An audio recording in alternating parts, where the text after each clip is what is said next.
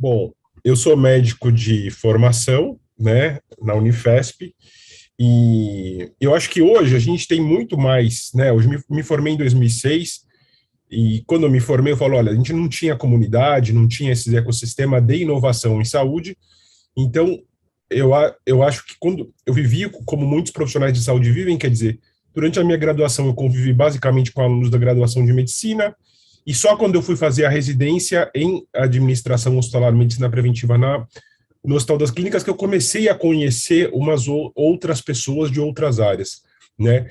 E eu, por vontade pessoal e por experiência familiar, eu tinha muito desejo de empreender.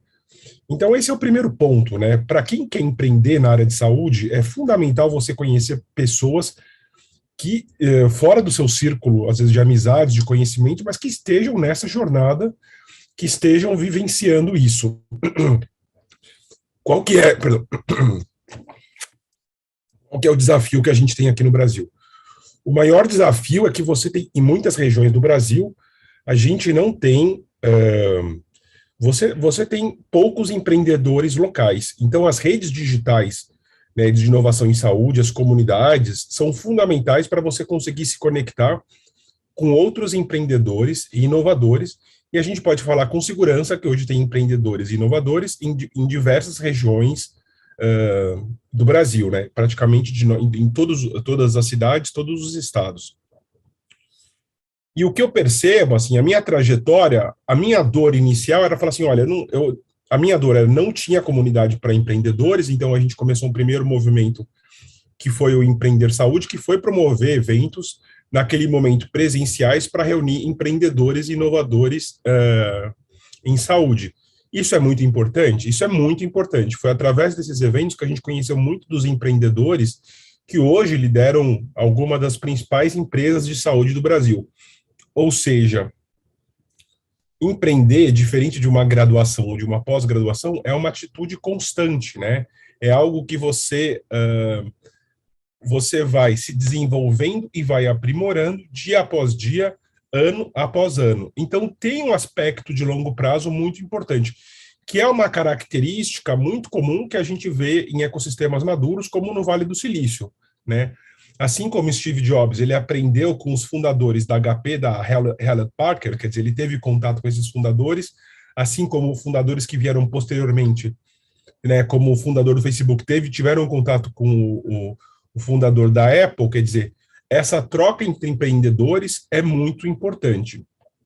E hoje, mesmo com a amenização da pandemia, é claro, eu diria que boa parte dessas relações, às vezes até de mentoria, elas acontecem de forma digital, né? Então, isso também é uma transformação do ecossistema. No meu caso, eu optei por seguir uma carreira executiva, né, fazendo residência no HC, depois fazendo uma pós-graduação nos Estados Unidos, e depois trabalhando com inovação novamente no Hospital das Clínicas. E o que eu posso falar é que realmente hoje, assim, existem mais vagas executivas ligadas à inovação em saúde do que profissionais preparados para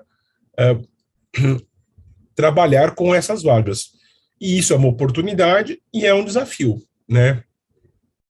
Qual que é o grande desafio de você trabalhar numa vaga executiva para uma empresa, para um órgão de governo ligado à inovação? É você conseguir diferenciar os objetivos de curto, médio e longo prazo, né? Normalmente tem uma expectativa muito grande que você vai conseguir gerar um grande resultado de curto prazo, quando na verdade a gente consegue ver mais resultados no médio e longo prazo, e isso às vezes não está alinhado com o que né, as outras partes envolvidas esperam. Então, realmente trabalhar com inovação no ambiente corporativo, na área da saúde, não é nada fácil, apesar que tem sim uma demanda importante de mercado. Para mim, eu tinha estudado nos Estados Unidos, aí quando eu voltei, a gente começou a fazer algumas missões, a gente fez 4 missões para o Vale do Silício, uma para o Canadá, uma para a China, e eu vou falar um pouco mais sobre isso.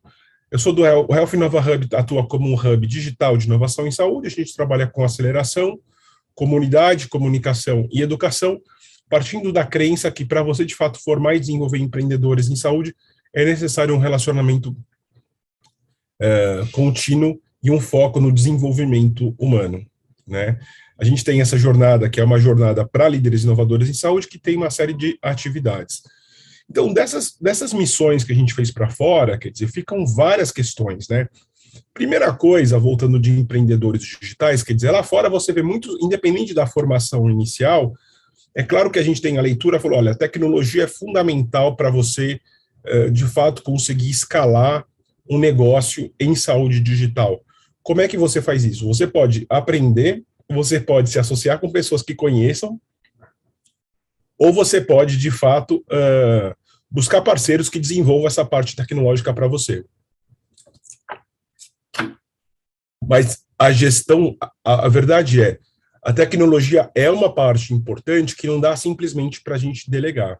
A gente realmente, a gente vê que muitos projetos na área digital, eles morrem porque o profissional de saúde ele não tem uma capacidade de fazer a gestão desse processo e não tem a capacidade, inclusive, de fazer a gestão de custos, né? Porque um projeto de tecnologia pode começar em 100 mil reais, a hora que você vê está em 400 mil reais e ainda não terminou. Então, realmente é uma área que os profissionais de saúde que se destacam, eles têm que dominar esse aspecto da gestão de projetos na área de tecnologia. E isso é um investimento à parte. A gente fala hoje que não tem nenhuma graduação, nenhuma pós-graduação que prepara a pessoa para ser, para empreender na área digital, porque você tem que entender de negócios, de tecnologia e tem que desenvolver uma solução que de fato tem um mercado e resolva uma dor. Então a gente está falando necessariamente de um time multidisciplinar, né? Então, se você é um profissional de saúde, é fundamental que você tenha um time com engenheiros, com pessoas de tecnologia, e uma das questões que eu vivi na minha formação médica é que a gente tinha contato simplesmente com médicos. Então, é claro que tem times basicamente formados por médicos, mas isso é uma exceção, né?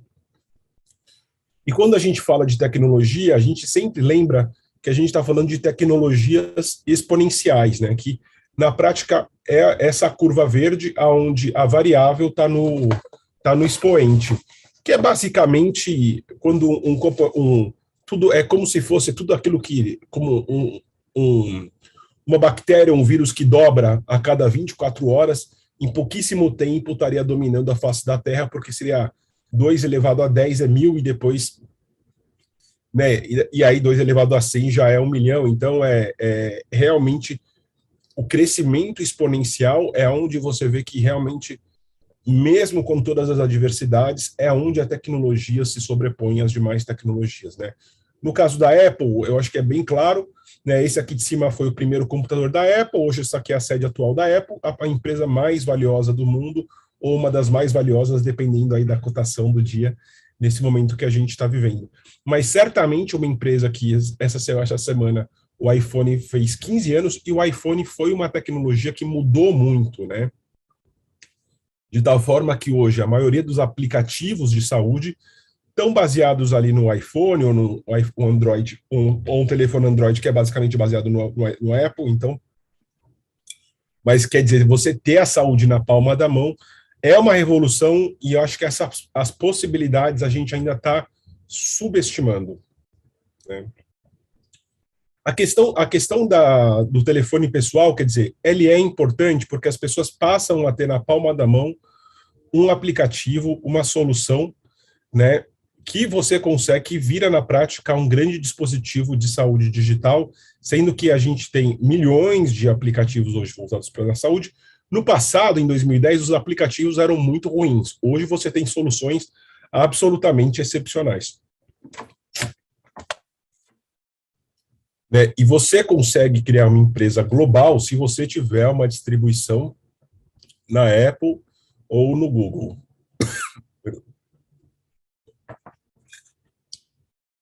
Um outro aspecto da saúde digital é que hoje você tem também os pacientes muito mais presentes nas redes digitais, como pacientes 2.0, 3.0, 4.0, com vozes muito ativas, com presenças em redes sociais como Facebook, Instagram, e isso também traz uma mudança desse processo de cuidado, que não é simplesmente mais o profissional de saúde que fala, mas tem uma interação com o paciente. E agora, por exemplo, na questão do rol taxativo, muitos pacientes fazendo reivindicações via redes sociais, e muitos são trabalham com essa parte de advocacy de uma forma bastante importante, né? E quando a gente fala das startups de saúde, hoje, felizmente, não faltam exemplos. Eu acho que ali, à esquerda, aqui tem a PebMed, que é fundada por 3 médicos, foi adquirida pela Afya. A Cuco foi uma empresa começada em Santa Catarina, veio para São Paulo, foi adquirida pela Raia Drogasil.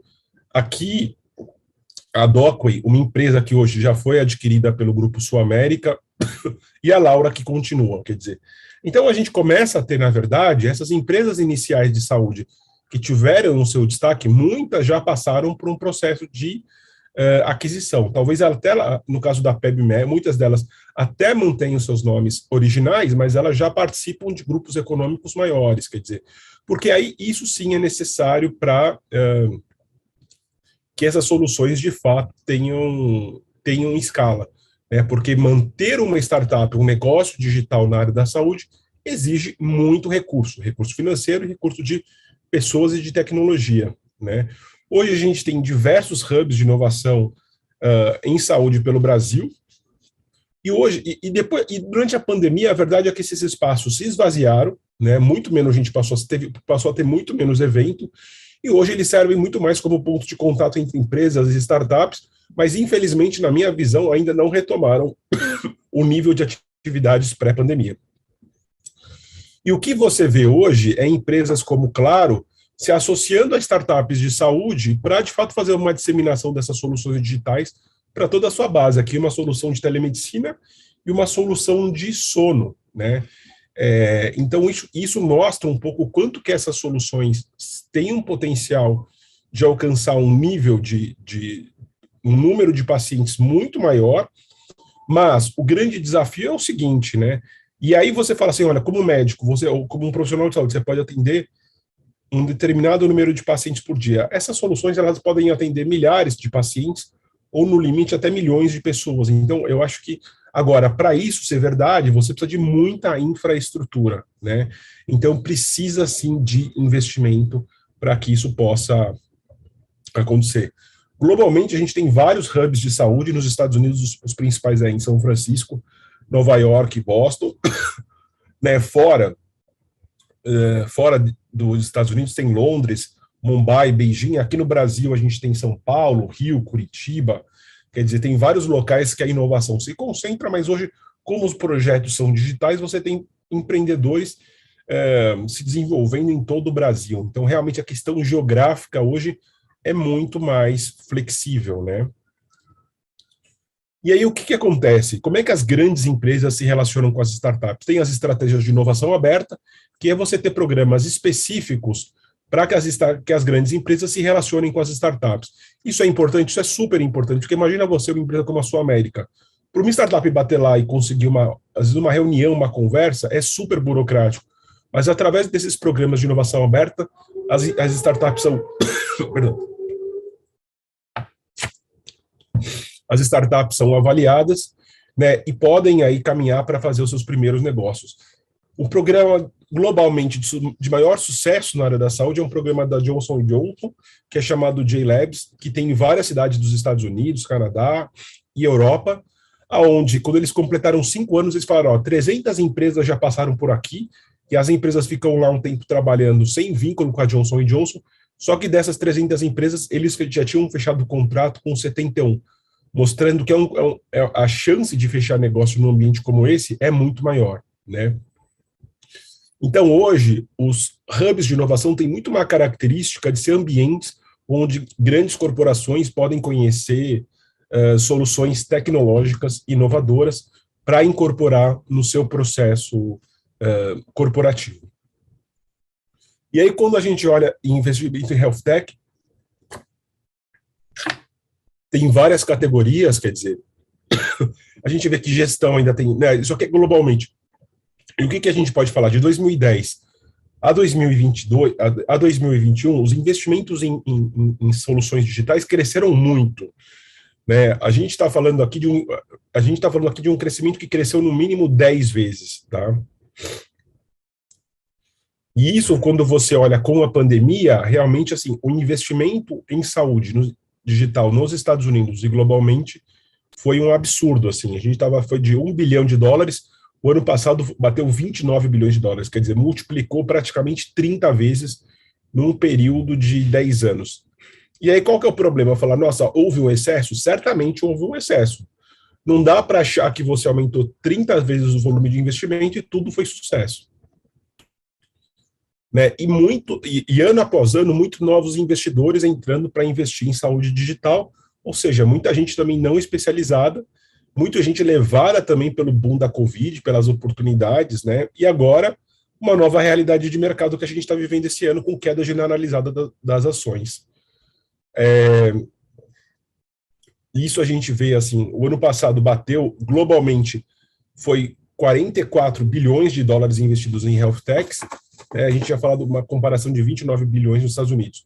E quando a gente olha aqui, quer dizer, a gente começa a olhar para empresas muito grandes em saúde digital. No caso do Brasil, a maior que a gente tem hoje é a Gympass.